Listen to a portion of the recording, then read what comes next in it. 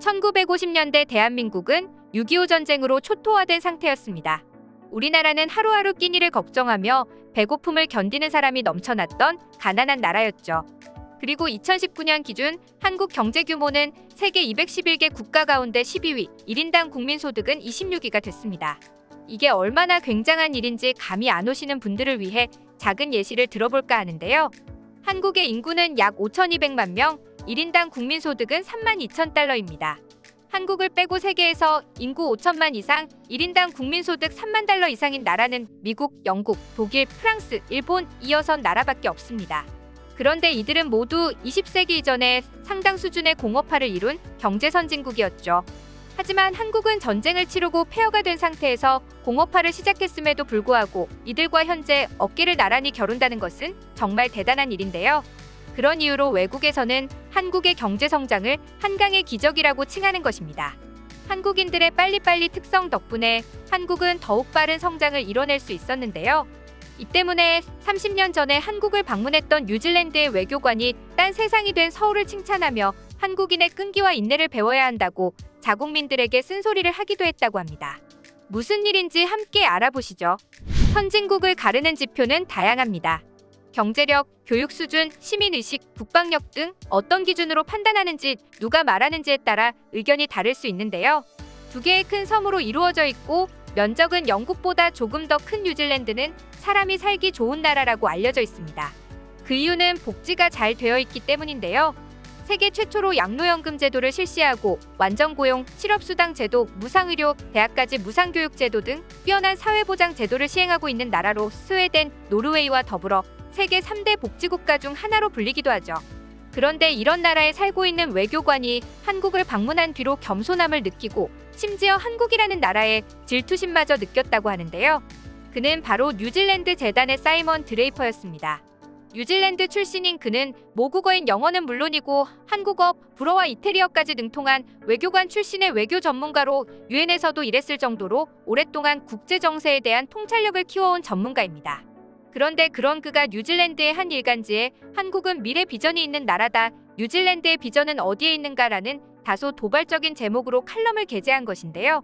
그가 느꼈을 충격을 칼럼의 내용과 함께 소개해드리겠습니다. 2년여 만에 처음으로 아시아를 방문하고 돌아왔는데 겸손하고 질투나는 마음이다라는 내용으로 칼럼은 시작됩니다. 그는 30년 전 1992년에 처음으로 외교 일을 시작하게 되었는데요. 당시에는 한국이라는 나라가 어떤 나라인지 어디에 있는 나라인지조차 알지 못했던 시기라고 합니다. 그때만 해도 그는 한국이 어디지 정도로만 생각을 할 정도였다는데요. 하지만 기회가 되어 6주 후 한국의 수도 서울어학원에서 2년이라는 시간을 보내게 되고 그 후 2년 동안 쇠고기 수입 협상 외교를 하게 되었다고 합니다. 그러면서 그는 한국에 대해 느낀 첫인상을 솔직하게 고백하는데요.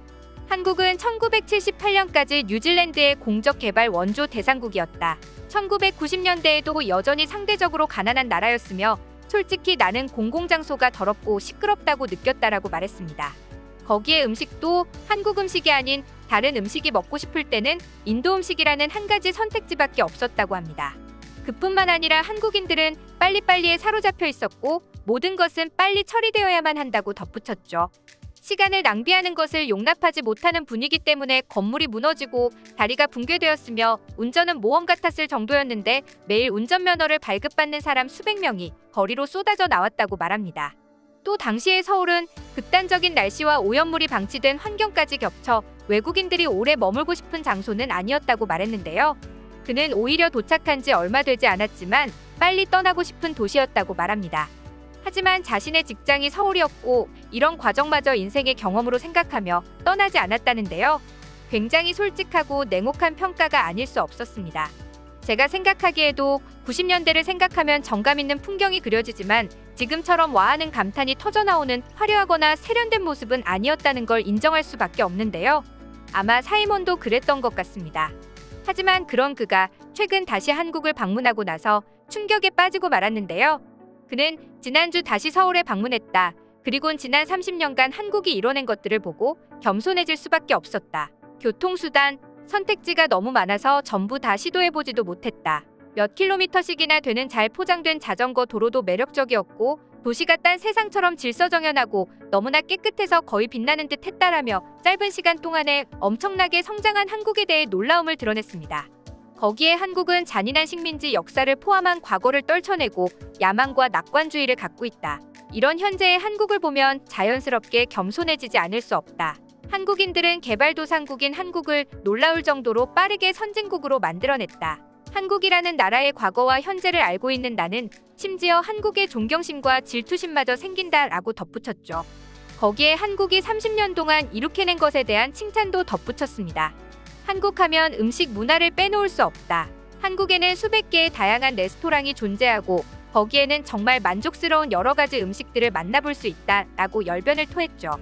그는 한국은 계속해서 더 나은 미래를 향해 질주하는 성장의 나라라는 점도 짚어냅니다. 한국의 정부는 계획이 있다. 기업과 긴밀하게 협력하고 산업을 개발하는 등의 건설적이고 진취적인 계획들, 이런 정부의 정책이나 계획들은 최근에 뉴질랜드에서는 찾아보기 힘들다는 것인데요. 우리는 시장 경제에 대한 지나친 간섭이라고 생각하던 부분들에 대해 긍정적인 부분을 짚어낸다는 점이 놀라웠죠. 마지막으로 그는 현재 뉴질랜드는 잘 살아보려는 에너지가 떨어진 나라라고 비판합니다. 뉴질랜드의 계획은 무엇일까? 30년 안에 남들보다 뛰어나고 싶은 산업 분야는 무엇이며 어떻게 해야 그렇게 될 수 있을까? 우리가 한 나라로서 가지고 있는 야망이나 비전은 무엇인가? 지속 가능한 성장과 변화를 이뤄내기 위해서는 이런 비전을 가지고 있는 것, 그리고 그것을 이해하는 것이 중요하다. 그런데 지금 당장 우리가 그 비전을 갖게 된다면 도대체 어떻게 실행해야 할까라고 말이죠.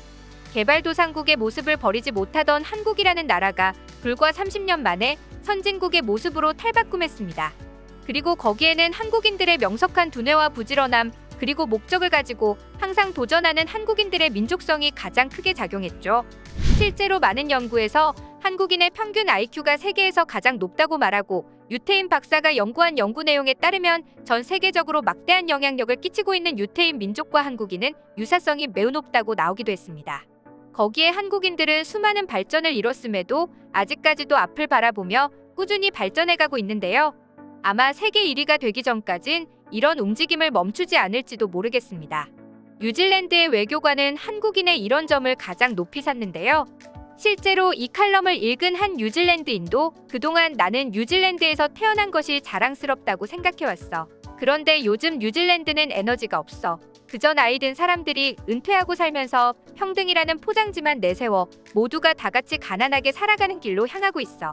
그냥 양이나 키우고 와인이나 마시는 그런 나라가 되어가고 있는 것 같아 슬퍼라고 말하기도 했을 정도였죠. 그토록 살기 좋은 복지국가인 뉴질랜드에서도 한국의 문화의 부러움과 질투심을 느끼는 것이 흥미로운데요. 앞으로도 한국이 높은 시민의식, 쾌적한 환경 등 다양한 분야에서 앞서 있는 선진국의 모습을 쭉 유지할 수 있었으면 좋겠습니다. 시청해주셔서 감사합니다. 영상이 즐거우셨다면 좋아요와 구독하기 버튼도 눌러주세요. 지금까지 이슈친구였습니다.